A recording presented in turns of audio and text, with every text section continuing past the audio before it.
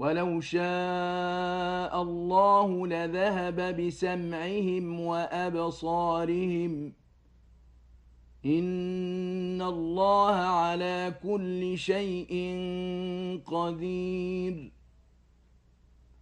يا أيها الناس اعبدوا ربكم الذي خلقكم والذين من قبلكم لعلكم تتقون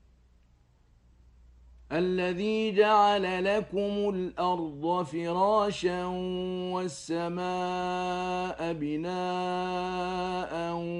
وأنزل من السماء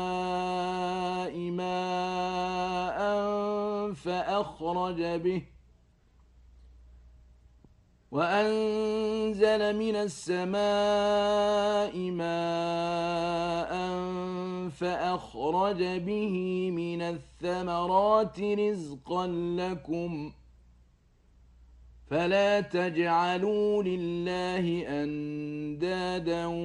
وأنتم تعلمون